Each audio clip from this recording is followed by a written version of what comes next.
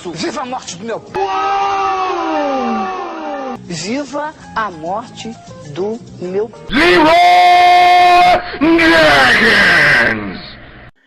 Olá, feras! Bom dia, boa tarde, boa noite! Estamos aqui na Toca do Ratel. Eu, Ricardo, preparado mais uma vez para tocar num ponto polêmico. Hoje nós vamos conversar um pouco sobre a morte do World of Warcraft, sobre a destruição da Blizzard. Como nós sabemos, existem os arautos do fim do mundo, os arautos do fim do World of Warcraft, que adoram dizer que o WoW vai acabar. Alguns dizem que o WoW já morreu. Eles aproveitam sempre que sai qualquer notícia nova que não seja muito boa ou que possa ser distorcida para distorcê-la e usá-la como sinal de suas previsões apocalípticas. E esse mês saíram os balanços e demonstrativos contábeis da Activision Blizzard referente ao primeiro trimestre de 2021. E bomba!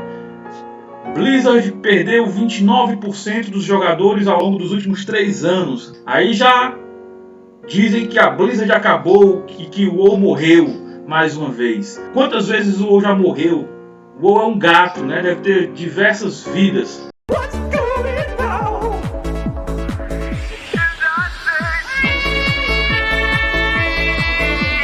Mas aí a gente tem que analisar esses dados com calma.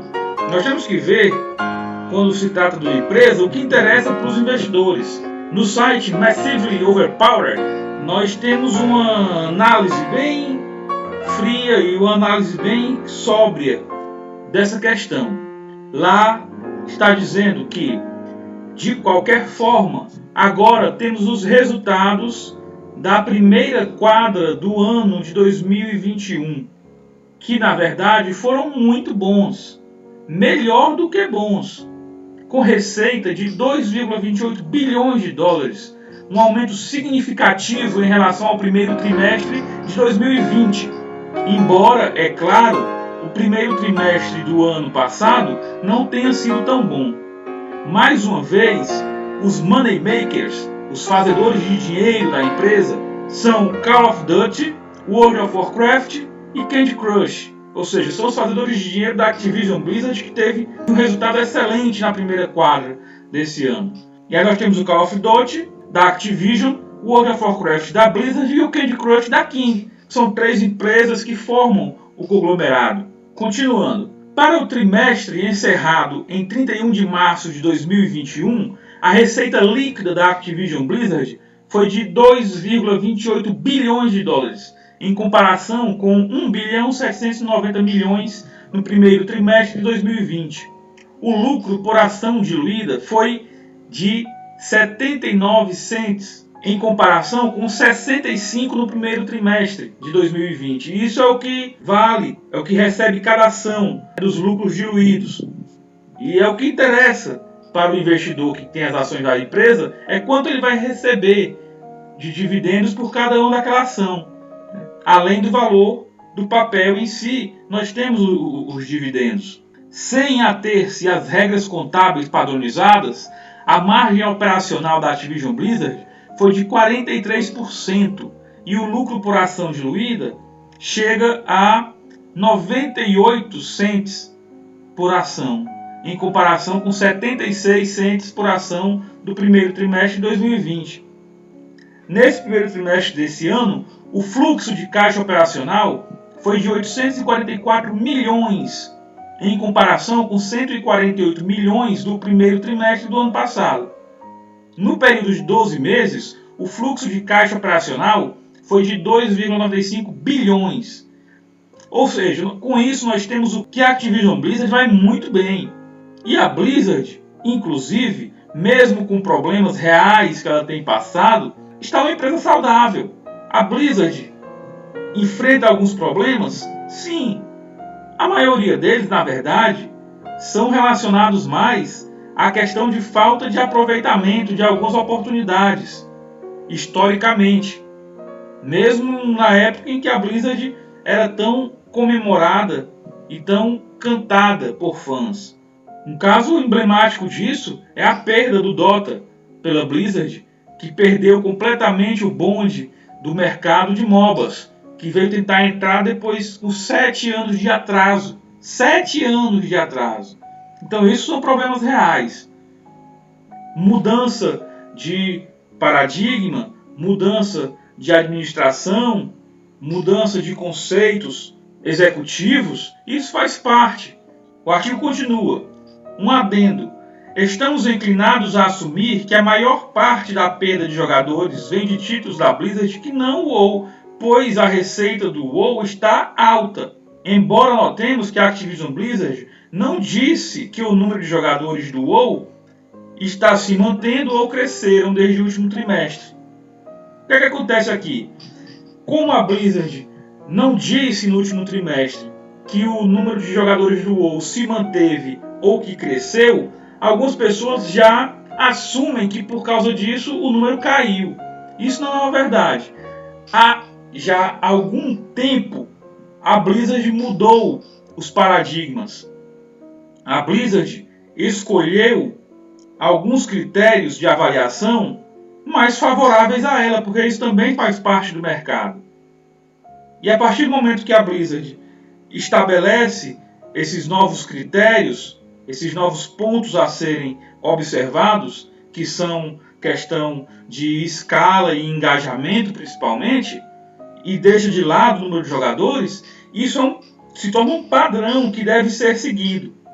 Em momentos anteriores, a Blizzard teve diversas perdas de número de jogadores, mas quando ela chega em um balanço e não diz que o número de jogadores se manteve ou que cresceu, não significa que caiu de forma alguma. Se sempre que o número de jogadores se mantivesse ou crescesse, a Blizzard dissesse isso, ficaria claro que quando ela não dissesse, é porque caiu.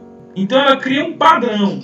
O padrão é, os pontos a serem apresentados são esse e esse. Então o número de jogadores a gente não trata mais, independente do que aconteça. Se cair, se mantiver, se subir. A gente não toca nesse ponto. Porque senão quebra o padrão e fica muito claro para todo mundo que quando ela não falar é porque caiu.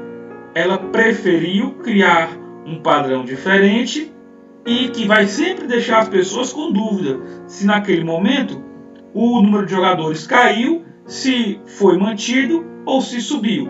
É uma opção que a empresa fez. Então não é porque ele não disse no balanço que subiu ou que foi mantido que a gente deve assumir que caiu. Pode ter caído, mas quando é levado em consideração o volume de receita do World of Warcraft, fica muito mais fácil a gente entender, ou como diz aqui no artigo, ficarmos inclinados a que esse número de jogadores ou se manteve ou se veio a cair, foi muito pouco. Continuando, a Activision Blizzard repete o uso de dados como escala e engajamento para o World of Warcraft, o que realmente não significa muita coisa. Mas parece que o World of Warcraft é o jogo-chave que impede os jogadores ativos mensais de despencar ainda mais, seguido por Hearthstone. Como esses números de jogadores que diminuíram não foi ainda maior, e como os jogos que conseguiram manter uma alta receita são World of Warcraft e Hearthstone, presume-se que esses dois jogos é que impediram essa queda de jogadores, que foi de 29% nos últimos 3 anos, de ter sido ainda maior. Aí você me pergunta, sim, mas e aí? O WoW morreu ou não morreu? O World of Warcraft, como um MMORPG, com novos conteúdos nessa modalidade, acabou. O World of Warcraft MMORPG agora vai ficar por conta do clássico Burning Crusade, que estão aí para quem quiser jogar um MMORPG de qualidade jogar. O World of Warcraft atual vem num processo de se tornar um adventure. E isso não é de hoje. Já está com muito tempo que veio esse processo. Ele teve o embrião dele já no final do Burning Crusade e se intensificou na segunda metade do Wrath of Lich King. A gente já tinha o começo claro desse processo. E hoje o World of Warcraft já praticamente a gente pode dizer que é um adventure com algumas características de MMORPG, com alguns conceitos de MMO e alguns de RPG. Mas ele, de modo geral, a gente já pode dizer que é um Adventure. Eu até já expliquei isso no vídeo que eu trato da comparação do WoW clássico com o WoW Retail, com o WoW atual. Eu vou deixar o link para esse vídeo na descrição. E essa mudança da característica do World of Warcraft, ao que tudo indica, é algo planejado pela empresa. Um indício disso é o próprio modelo de monetização, como é feito atualmente. De acordo com o WoWhead, nós temos que o tempo de leveling do World of Warcraft, do level 1 ao level 60, é de aproximadamente 20 a 25 horas. E para jogar o World of Warcraft, a pessoa vai gastar os R$ 109 do jogo, mais 84 da assinatura, que somam aí R$ 193 para a pessoa comprar o jogo com 2 meses para jogar. Isso é exatamente uma aproximação de outros jogos para PC. Esses dias eu estava vendo na internet, no Facebook, num grupo voltado para jogos, exatamente uma comparação que estavam fazendo devido ao lançamento do novo Resident Evil. O Resident Evil tem uma campanha de 8 horas e é vendido por aproximadamente R$ 215. Então aí a gente vê, o World of Warcraft hoje, a campanha dele de leveling é de 20 a 25 horas e ele é vendido por R$ 193, o jogo com 2 meses de assinatura. E aí a gente tem mais horas também, porque o World of Warcraft, a campanha, ela não termina com o level 60. Depois do level 60 tem a parte de equipagem, e depois que você equipa, você vai conhecendo as dungeons e vai fazer a raid do jogo. Então, ao todo, esse processo de level 1 até o 60, equipar e chegar ao final da raid no Looking for Raid, isso aí vai dar algo em torno, talvez, de umas 60 horas de jogo. Então são 60 horas de jogo por R$ 193. A pessoa terminou de fazer aquilo ali, ela não vai mais pagar assinatura, a maioria das pessoas. Só vai continuar quem é mais hardcore, que quer fazer o processo até chegar no final do mítico. Mas para grande massa de jogadores, que são jogadores mais voltados para casual, quando chega no final do Look for Raid, acabou ali o conteúdo, a pessoa para de jogar.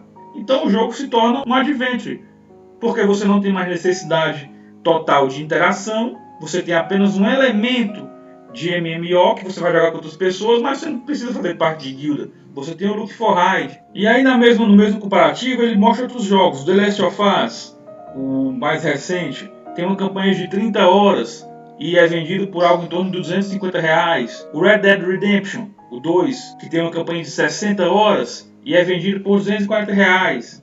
Já não é um jogo mais tão recente. E aí ele bota inclusive no comparativo um jogo já bem mais antigo, que é o The Witcher. Mesmo o mais recente já é antigo, que ele tem uma campanha de 100 horas e hoje é vendido por R$ 130, mas é um valor de um jogo que não é lançamento. E aí, voltando para essa questão do WoW se tornando um adventure, eu também trato bastante lá no vídeo que eu vou deixar na descrição, onde eu comparo o World of Warcraft clássico e Burning Crusade com o WoW Retail, o atual. E a empresa toma essa decisão de modificar o tipo do jogo, ela tem consciência do que vai acontecer e ela arca com os bônus e com os ônus dessa decisão. Quais são os ônus? Algumas pessoas que realmente gostam mais do MMORPG vão se sentir descontentes, mas para essas pessoas eles deram a opção, eles passaram a dar a opção do clássico e do Burning Crusade agora. E os bônus vêm na questão de custo, porque você não tem que manter um jogo em alto nível todo o tempo do mundo, porque você tem que começar a meter uma expansão e aí tem que manter ele em alto nível até chegar a outra expansão, que você tem que manter em alto nível até chegar a outra expansão. Quer dizer, você não tem um fôlego. Nesse modelo atual, não, porque ela lança a expansão, que é o jogo, e aí você compra aquele jogo com o tempo para você jogar ele. E sempre que for lançado um novo conteúdo, o jogador vai adquirir mais 2 meses, como se estivesse comprando um suplemento para o jogo. Claro que esse modelo de monetização pode ser discutido. Eu não acho mais justo. Eu acho que você compra o jogo e deveria poder jogar o jogo sempre. Embora quando lançasse o novo pacote com um novo conteúdo, pudesse cobrar por esse novo pacote com novo conteúdo. Assim a pessoa compraria o jogo, vamos dizer que vendesse o jogo por R$200 e poder jogar para sempre por R$200 o Shadowlands. E quando lançasse um novo pacote, no caso o patch, cobraria por aquele suplemento que seria acoplado ao jogo. E o efeito dessa mudança, muito importante, é um que a gente escuta sempre, que a Blizzard não escuta os jogadores. Por que a Blizzard não escuta os jogadores? Porque as exigências dos jogadores, muitas delas, não todas, claro, mas muitas delas, estão ligadas ao formato do jogo. São exigências direcionadas a um MMORPG, o que o World of Warcraft não é mais hoje. Hoje ele está muito mais próximo de um Adventure. E nós devemos dizer, um Adventure de muito sucesso. Foi amplamente difundido, inclusive, que Shadowlands foi o jogo de PC mais vendido no primeiro dia de lançamento de todos os tempos, com 3.700.000 cópias. Quer dizer, são números robustos. Claro que a gente sabe que não são vendas no primeiro dia, é juntando a pré-venda com a venda do primeiro dia. É que todas essas vendas são entregues no primeiro dia. Então, vendas de pré-venda com o primeiro dia, somadas, deram mais de 3.700.000 cópias. É um Adventure muito bem vendido e um Adventure muito bom, inclusive. Eu falo das qualidades e de alguns problemas que eu vejo em outro vídeo aqui do canal, onde eu respondo se ainda vale a pena jogar o World of Warcraft. Vou deixar também na descrição o link para esse outro vídeo. Então, fazendo um apanhado geral do que foi dito aqui, do que foi comentado, a questão é que o World of Warcraft não morreu e nem vai morrer por muito tempo, porque a Blizzard sabe entregar e entrega bem o que ela vende. O World of Warcraft com novo conteúdo de MMORPG, isso sim, nós não temos mais. Quem quiser jogar o World of Warcraft MMORPG, é clássico e Burning Crusade. Essa é a verdade. Mas eu não gosto só de falar o que eu penso. Eu gosto também de receber das pessoas o que elas pensam. Então, comentem aqui. Comentem bastante, que eu quero ver o que vocês estão pensando, se vocês concordam ou se discordam. Deem o legal, se inscrevam no canal, cliquem no sininho para receber notificações dos próximos lançamentos. Eu conto com vocês. Muito obrigado por ficarem comigo até aqui e até a próxima.